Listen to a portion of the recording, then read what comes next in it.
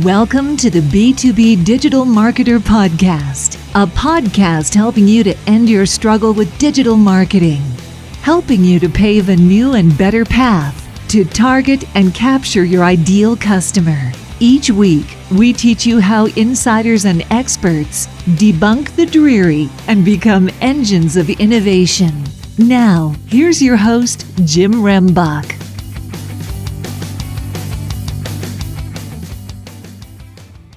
Okay, B2B DM gang, I have somebody who I've actually met a few years back.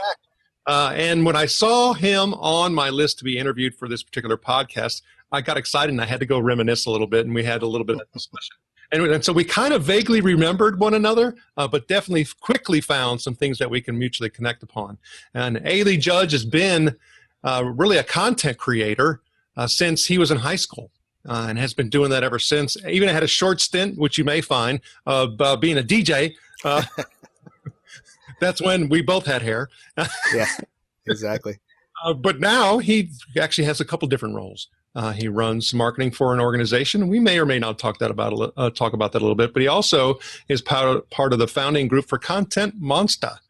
And so I had the opportunity to track, and you may see him doing some presentations and sharing his knowledge and wisdom on the internet. But Lee's focused on B2B, specifically B2B type of marketing and digital marketing and content creation. So we're going to get some very unique perspectives from somebody who's been doing this a very long time and being able to note the shifts in regards to what we were doing and what is working and what we have to do going forward. Lee, thanks for joining us today. Thank you for having me. Glad to be here. Oh man, I've given my my listeners just a little bit about you though. So if you can, just share a little bit more about your passion in B2B digital marketing and how it all fits. Okay, well, a bit of quick history. My formal education is in communications. However, I've always been a content creator, as you mentioned, since high school, before things were digital. And I began my career in marketing in the late 90s. And I found myself then, developing software and systems that enabled better understanding of customer data and how to better market to customers. Around 2012, I found myself actually at a customer experience software company where I'd never used the term digital marketer, but I found myself in a position where I was able to combine my creative marketing skills with my more data-oriented analytics skills. And that's where I found myself in a career of digital marketer. Well, and you and I had talked off mic, and I want to definitely bring some of that discussion to this particular interview. And we both talked about just having one funnel. And so even when you started talking about marketing, content creation, digital, sales, marketing, I mean, we're all talking about really just, moving people down a single funnel that we can convert. Yeah. I think when I first started being more passionate about it being one funnel is when I was in a position I was asked by the CEO to show me what the leads created by sales were versus the leads created by marketing. And that made sense at first until you realize, we're in a multi-touch environment, especially with a long sales cycle. Even if sales found them first or marketing found them first, it took the whole team to push them through the funnel. So really there's only one funnel. Now, marketing may own the top of the funnel, sales may own the bottom of the funnel, but it's still just one funnel. And when you have a long sales cycle, you also expect to recycle those customers and have them as customers again. So they come out of the funnel back into the top of the funnel, and then it's marketing and sales job there to nurture and educate and push them back through another sales cycle. So it's just one funnel. Well, and I like the way that you said that. I mean, we always have ones that are exiting and moving back up, and some that are exiting and never to return. I mean, all of that continues to happen. And so, the whole consistency piece and, the relevancy piece. But ultimately, one of the things that I think holds true in what you were talking about is your use and understanding of data and how that fits into that entire one funnel strategy. Yeah, I mean, without the data, basically, you're going back to old school marketing, where you're just, you're making pins at trade shows and you're sending out flyers and you just spray and pray and you don't look back. In fact, some marketers today are still kind of stuck in that. They tend to do their marketing job and say, hey, I produced a trade show. I produced a web page, or I sent an email out. They think their job is done. They turn away and go into the next campaign. There's a fallacy in that, because if you don't know how well that campaign did or what leads it brought in, how it affected sales, then you don't know if you did a good job or not. If sales can't see an impact on the marketing effort, then you don't know if the marketing effort was a waste or not. So that's where, again, the single funnel comes into play, because if you can't do your marketing to move your prospects down the funnel, then you're not marketing. And that's where your data comes in. You have to analyze what you're doing, who you're engaging with, how they're reacting to your marketing content, how it moves the needle. You really can't separate sales from marketing, and the data is what draws them together. Well, and even, a few of the things that you were saying there, I think the whole, trade show type of thing and shows type of thing, that's caused a forced shift, right? Yes. So I can't do some of the traditional stuff anymore. I just can't. It's not available. And then the other thing is the whole campaign of doing a campaign and then forgetting about the campaign. It's like, oh, that's what we did last week, right? And if you, from a content perspective, and what I see is that a lot of people are essentially dropping a whole lot of golden nuggets on the road. Mm-hmm. Yeah. And the question is, does sales know what marketing is doing? I mean, if marketing is dropping those nuggets out there could be someone, I've seen cases where you have a salesperson out working on a client, a customer, potential customer, and that potential customer has a question, or there's a sticking point that's keeping the deal from moving forward. Meanwhile, the marketer is doing a webinar or a white paper or something that answers that question, but those two aren't communicating. And that's a major place, where a lot of companies fail, is that the communication between sales and marketing. Marketing is creating content to answer questions. Sales is actually on the front line, find out what those questions are. And it goes both ways, because not only does marketing need to let sales know, hey, we have content that answers these questions that will help remove the friction from your sales process. And at the same time, they need to talk to sales. So sales can say, hey, I was out in the field this past month, quarter, year. These are the things that are stopping us. These are the questions that our prospects are asking us. We want to get ahead of our competition. Answer those questions first with content. So, hey, marketing, help us get past this sticking point. If you're watching the data in your funnel, you may see where your prospects are piling up at. You have top of the funnel, you might get down to a sales qualified situation, and you can't figure out why they're getting clogged, why they're not getting past that point. And it could be that your competitor is educating that prospect better than you are. So that content needs to come from your marketing department, but it has to be directed by what sales gives them feedback on. Even as you're saying that, I started thinking about the saying that coming from contact center operation background, we would always ask the question, have you called into your own contact center? So you might have to ask salespeople, have you attended your own webinar? Exactly. And, and often, those things seem administrative for sales to say, well, why do I need to go to our webinar? Or why do I need to check this box in Salesforce to give data back to marketing? But all those things matter. And those things matter, especially come fourth quarter when they're trying to close deals. It may not feel good, may not seem necessary at Q1, but those things matter for sales that are primarily, they may seem like marketing activities, but those things happen months before those sales activities. So it's important for sales to be in tune with marketing and understand that what marketing does today affects what they do tomorrow. Well, and talking about, focus and what marketing is doing, you have a couple different roles, and I start, thinking about, what is a lead judge passionate about right now with content marketing, or just let me say, digital B2B marketing? Well, my current passion would be in creating engaging multimedia content, because from multimedia content, every other type of content can be created. And now more than ever, we want to see and hear each other because there's so much distance because of COVID. We want to make a human connection. We long for human connection. So as a marketer, I'm very passionate about creating video and audio content like podcasts, like what we're doing right now. It's educating with faces, with personalities to create a human connection. So, but if I think about that, we ultimately have to talk about that whole one funnel thing, right? So if I'm talking about pieces of content, and we had talked about campaigns, and I mean, how do you take it from content to campaign to conversion? Well, so feeding back into the personal part that I think works so well right now, a lot of companies, and I said some of them are kind of late at it, but they're showing their frontline workers more. Some of it ended up being a little cheesy because, like, why now? Why do you wait till a pandemic to show your frontline workers? But the result of that is, and their goal, the ultimate goal is to show a personality of the company, to bring their customers closer to them and understand that company, and to personify the company to an extent that we feel the company's personality, we become closer to them. So right now, a lot of companies are tightening up their purse strings, or they may not be spending. So now's a good time to fill top of the funnel, to make sure that those prospects are learning who you are, learning what you offer, learning to like you, because people do business with people and they do business with people they like.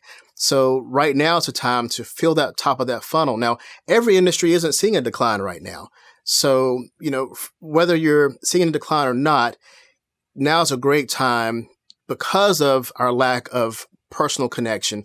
Now's a great time to use that to fill the top of the funnel, talk to your customers, whether it be, through Zoom or through a webinar or through live video, through video you created.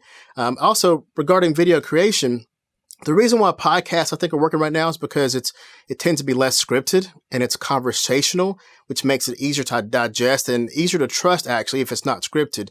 So I think even video in that aspect, video that's less scripted, that's more conversational, tends to show more of a personality and build greater trust. And there's no better time, I think, than right now to do that, when perhaps, even though the pressure is to see a decent Q4 still, it still doesn't mean you should let off the gas of connecting with your prospects. And I think now prospects are probably more open to being connected with, and they want to hear from people and learn about people. And they may actually be watching more video and podcasts. The numbers are showing that they're actually, because they're home and because their schedule is a little more flexible, that they are spending as much or more time online.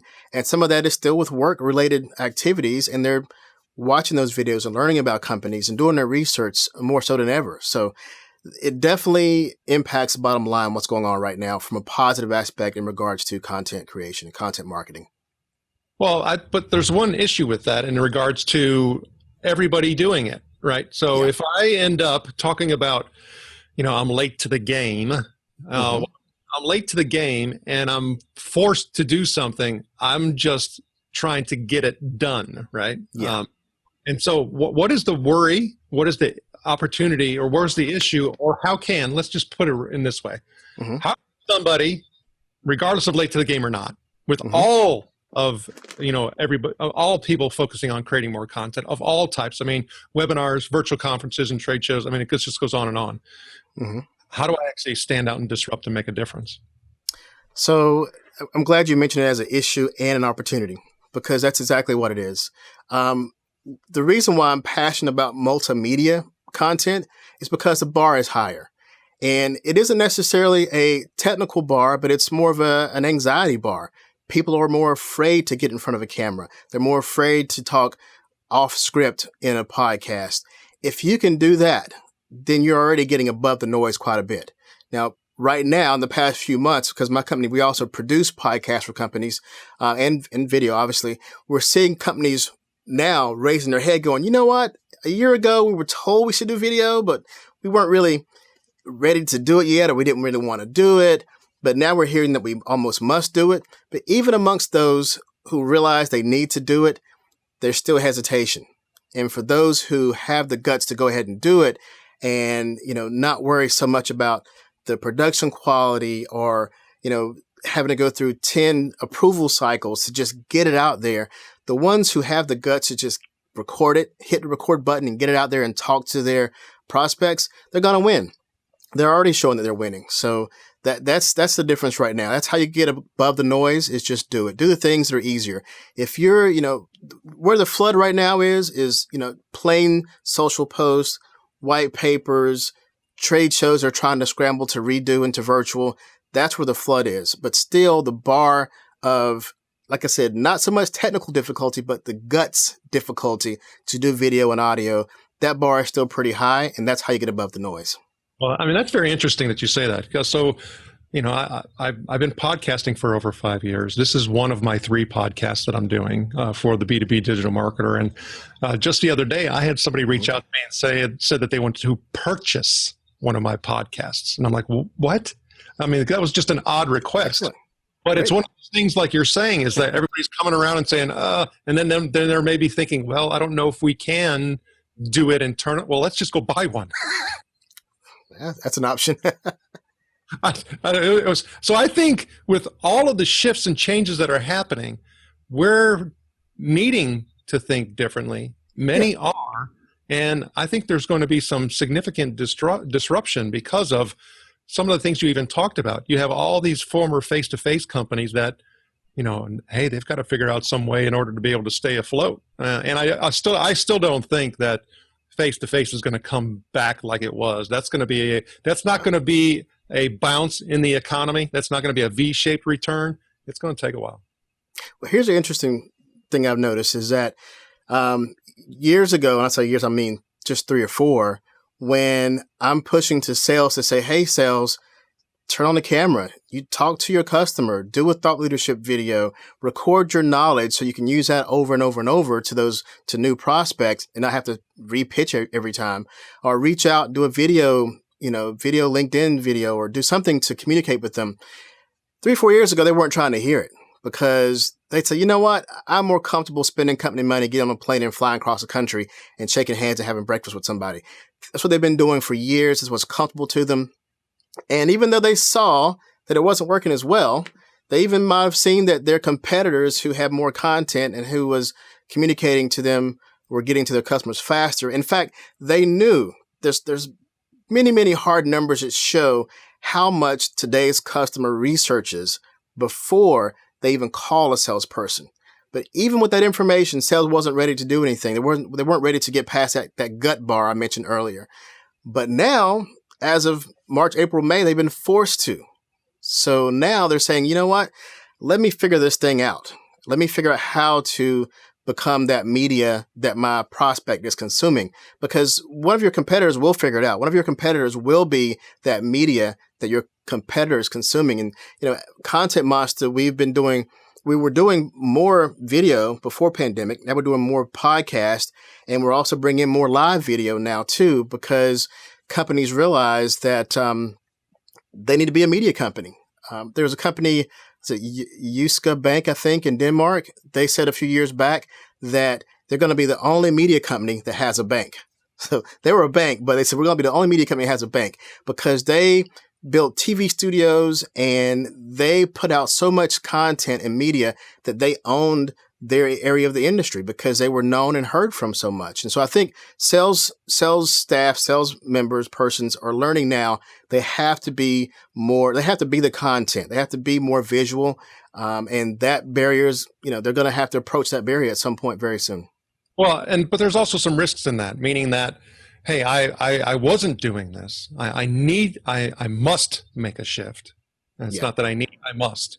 And then therefore, I'm going to be trying to educate myself rather rapidly. And I'm going to see things that are possibly overrated and, just full of a bunch of hype. So is there something in BDM that you think is kind of overrated at the moment?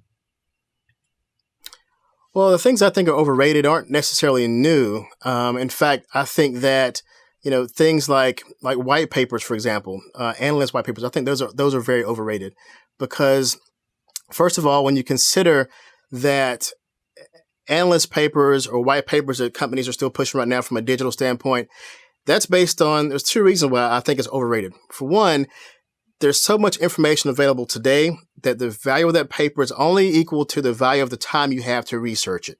So, the $10,000 white paper from an analyst firm may not be worth it if you have time to research it yourself, because the data isn't so hidden anymore. The second thing is, in terms of that analyst information, that information is based on either what has happened or what they predict will happen in the future. Now, imagine the value of data from 2019 trying to predict what 2020 is going to be like. that data is no longer any good. So for now, maybe in a couple of years, they're doing research right now to try to figure out what's going on in the next few years. But right now, anything I think related to historical data and predictions that were done last year, if you had some big push and you spent a big budget in January on a white paper on research, that money's probably wasted right about now. So that's overrated. That's a very good point. And I would dare to say when you're starting to think about that perspective, it's kind of like fashion. We always talk about just hold on to it. It'll come in fashion again, right? Yeah. So Perhaps. Well, and so there also may be some modification, a little bit of adjusting, a little bit of tweaking. But, what is old can be new again and potentially updated, right? Well, yes, but to the extent of we're talking about technology here, it may not come back. The human behavior may come back around, but the way we do it is forever changed. So if you're in the technology industry, if you're selling technology, who isn't affected by technology? Some of these things are not going to go back to where they were before. They're not going to make their 20-year cycle. They're going to be different forever. So I think there are things you can learn from what was mined and analyzed last year and earlier this year even, but only from a human perspective. And I'm sure every industry is different, of course, but there's some things that you will have to just throw out from last year's analysis. Well, with that being said, are there certain situations right now where we're going to see a contraction in just B2B digital marketers, or B2B marketers, I should say, because they're unable to do some of the shifts that are necessary towards digital?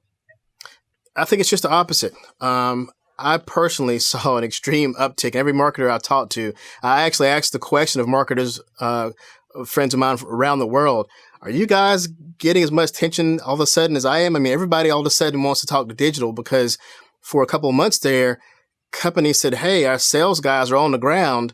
What's digital doing? And all of a sudden the spotlight got turned back on the marketing department.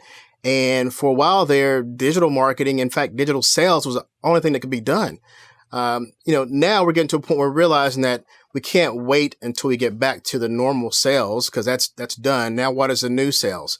And the new sales is sales has to learn more about what marketing has been doing because marketing has been, working on that single funnel, in essence, selling from a distance. That's what we do. We sell from a distance. And so now sales, who has been forced to remove their distance selling, is now going to have to learn how to sell from a distance as well. So there's a lot to learn, I think, from marketers right now from a sales standpoint. Well, and with that being said, we have to look at what we've been using from a budgetary perspective. And, I would dare to say that there's probably not a whole lot of new monies that's getting created. So we have to reallocate, we have to move. Where would you potentially move some budget and place budget in the marketing budget? Well, obviously, a lot of these trade show budgets just got opened up. So that money's there. So if you have that big, large in-person marketing event or that your marketing department spend a lot of money on, not only can we expect, lower turnout if they do happen in person, even post-COVID, we can expect additional cost that we didn't previously expect to have. Everything's going to be refigured now from how do we measure? Is it per square foot for a booth when you got to be 6 feet apart and the booth is 10 feet? What's going to happen? There's going to be so much that has to be redone right now. From a virtual standpoint, what are our new KPIs if our booths are virtual? So many things are going to change. So I think what you'll see, even with the additional understanding and learning we have to do for virtual events, I think the costs will probably come down, in which case that budget can be reallocated to other digital marketing efforts. And in fact, this year, while companies are still trying to figure out how to do virtual, they just pretty much just pulled out of the in-person events, which means that budget for 2020 is still there and can be poured into more digital marketing aspects. So if I was to look at, taking off some of the constraints, if I'm not having to allocate, and I was saying, okay, I am going to give you more resources. I am going to give you whatever you want. Where would you be investing right now as a B2B digital marketer?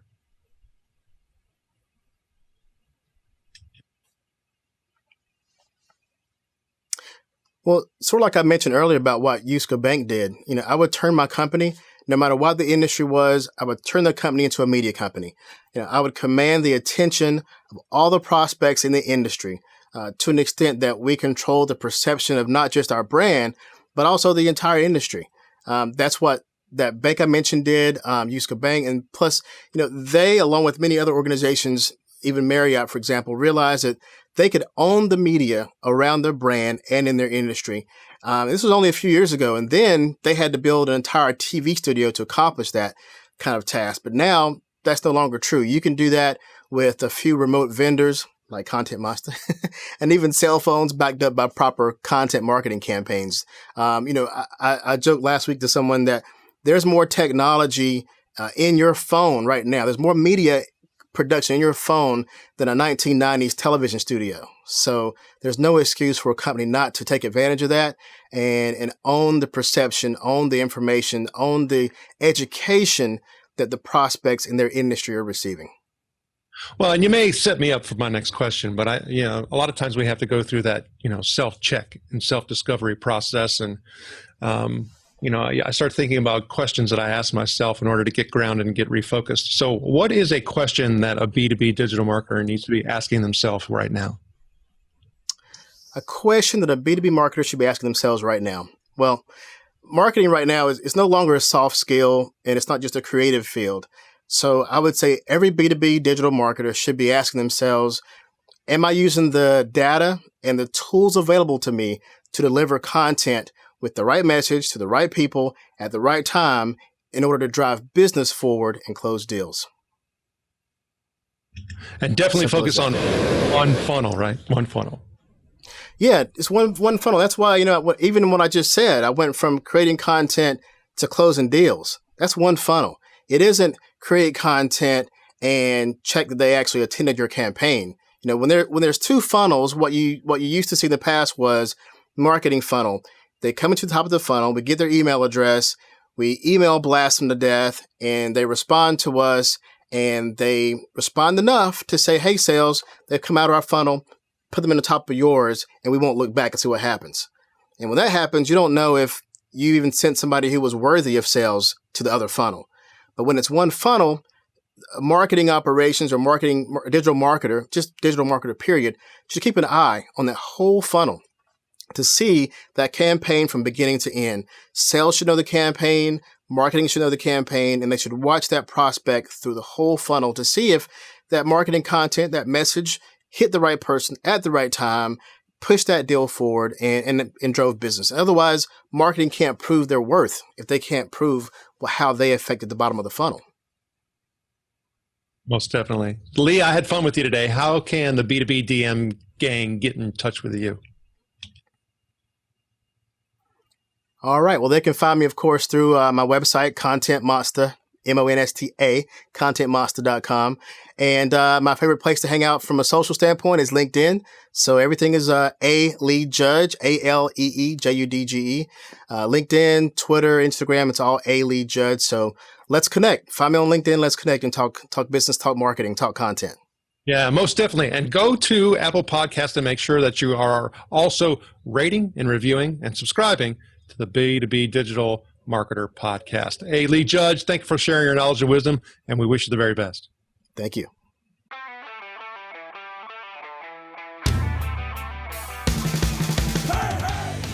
Thank you for joining us. Go now to join the B2B DM gang in the B2B Marketer LinkedIn group, where you can connect with other B2B DM disruptors and get access to our B2B DM cheat sheets, checklist, and guides. While you're at it, if you found value in this show, please help by going to iTunes to rate, review, and subscribe. And share the show on all of your digital platforms. Be sure to tune in next week for our next episode. And always remember, you can automate your lead capture, but you must lure your lead.